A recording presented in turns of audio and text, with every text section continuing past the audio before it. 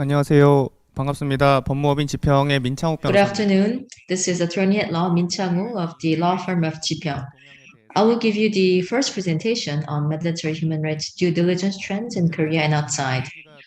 Now, looking back at last year, ESG was a big topic, but there are differences in the ESG perspective and businesses and human rights or BHR perspective.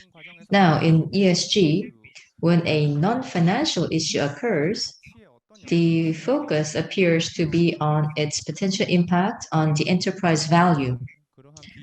In comparison, in BHR, it's more about the impact on the stakeholders.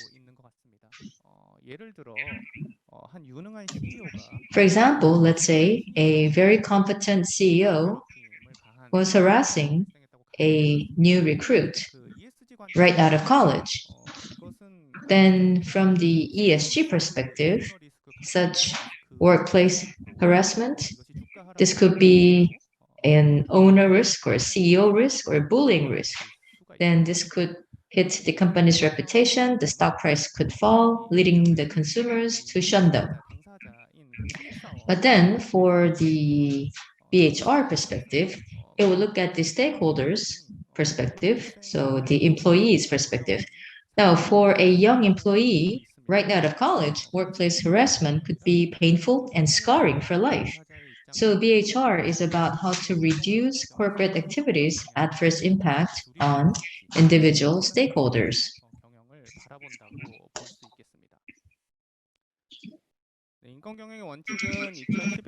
Now, the principles of the BHR are based on the UN Guiding Principles on Business and Human Rights, or the UNGPs, unanimously endorsed by the UN Human Rights Council in June 2011. Now, as you all know, the UNGPs consist of three frameworks: protect, respect, and remedy. Its significance is found in that it has separated between the state's duty to protect human rights by enacting laws and the corporate responsibility to respect human rights of others. What this means is that a global company, no matter their place of business in developed or developing countries, are all responsible for respecting the human rights list endorsed by the international community. And they also should make sure that they can respond accordingly in the event that it is involved in human rights violation. Now, namely, the UNGPs call for businesses to declare their human rights policy, conduct human rights due diligence, and to provide remedies. Now, here, an important concept is due diligence. Normally, when a company is acquiring another company, it would perform due diligence to identify any risks. Similarly, UNGPs call for human rights due diligence to identify human rights risks. Now, the human rights due diligence is an iterative process of the following four steps. Now, first,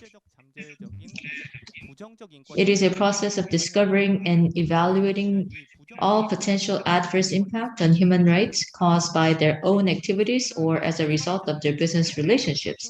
So the UNGP defines them, all of them, as human rights risks. Now, such adverse impact can occur, or such risks can occur out of their own activities or through their supply chain. And then next, the findings of the impact assessment must be integrated into the company's decision-making structure. So this is for the internal integration. And then the stakeholders' feedback must be followed up so as to verify the appropriateness of the actions, which is to verify.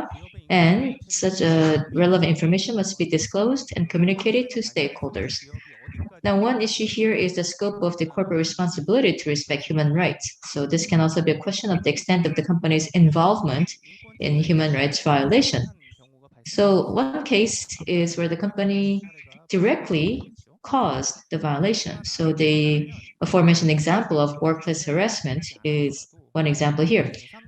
But another case is where the company contributed to a third party's violation, or so for example, the company might be involved in a third party's violation. So in this case, the company might have contributed to the third party's violation or is directly linked to the violation. So in such a case as well, then the company must take action to make sure that this can be mitigated. Now, let me give you an example. And this is the case of the collapse of a large garment factory in Bangladesh, killing around 1,130 employees. Now, at this plant, there were global clothing companies suppliers like Benetton or the Mango. So, suppliers to these global companies were housed here, and then the employees were working here.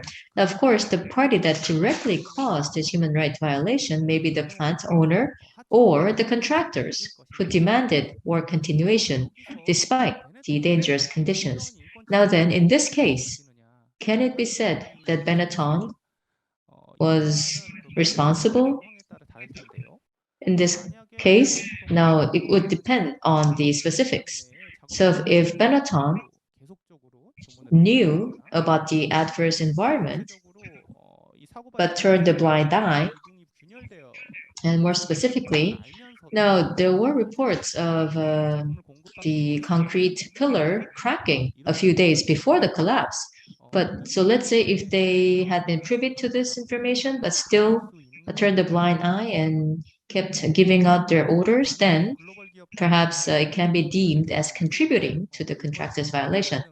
Now, many companies have been practicing BHR or due diligence since the UNGPs, and the UNGP also recommend engaging experts in the due diligence. And the reason is identifying and discovering potential human rights risks require expertise.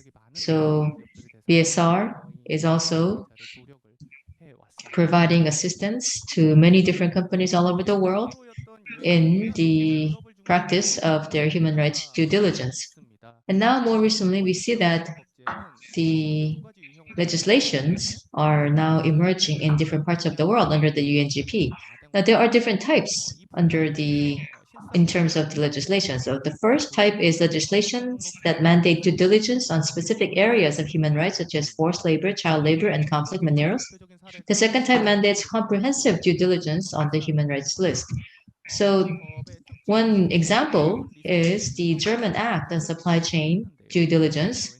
So as you can see here on the left-hand side, it also has a specific list of the types of areas that the due diligence must be performed on. So as you can see here, like child labor, forced labor, freedom of association, overdue wages, safety and health, and the environment. And then now it mandates the companies to come up with a system to manage the risk, designate internal managers, and also analyze the risks regularly. So this is about the impact assessment. And then also to implement related remedies. So these are the obligations that are imposed on the companies.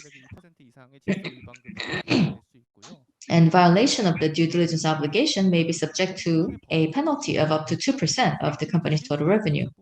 And also in this case, the scope of the due diligence includes both the direct suppliers and the indirect suppliers. But then initially the due diligence is applicable only to the direct suppliers. And then for the indirect suppliers, now they will become subject to due diligence only when human rights risks under this law have been perceived. Then they should also be subject to regular due diligence. Now, next is the due diligence mandate decided at the EU Parliament in March last year. Now, this law applies not only to large companies, but also to listed and high risk SMEs. Now, when you look at the scope of the due diligence, then it is almost in full compliance with the principles of the UNGPs. So companies are required to discover and evaluate negative impacts on environment and governance as well as human rights. So this is the impact assessment. And then prevent, discontinue, or mitigate. So this is about the internal integration. Monitor the effectiveness of related measures. That is about the feedback part. And then to report and explain them. So that is about communication. And remedies for human rights risks should be implemented. And one thing of note is that it also guarantees stakeholders' right to participate in the due diligence, especially the labor union. And also, not only so, it also says that companies are liable for damages for the adverse impact caused by or contributed to by the company, but exemption would be granted if the legal obligation for due diligence has been fulfilled. Now, interestingly, the UNGP's principles are also being reflected not only in the due diligence but also in the ESG related legislation. So the EU released the draft corporate sustainability reporting guidelines early last year, requiring companies to disclose impact materiality in addition to financial materiality related to sustainability and non-financial issues. And as you can see here on the left-hand side, it also talks about impact caused, contributed to, or directly linked.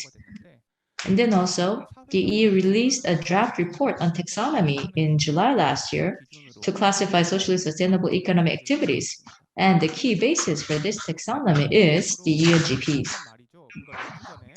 Next, now it happened late last year, so just a few weeks ago in Korea, the framework law on human rights policy passed the cabinet meeting at the end of last year. So not the parliament, but the cabinet meeting.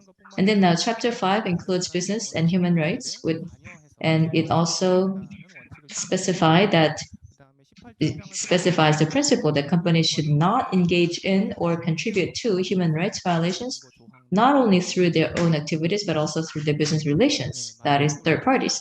And then, given that the Framework Act, and then also according to some of the provisions, now we believe that the detailed guidelines and the disclosure standards are to follow. Now, a company's stakeholders in the end are people. A supply chain is about the people. So what is important is the beginning of the stakeholder capitalism is for companies to respect human rights and to make sure that bad things do not happen to the people.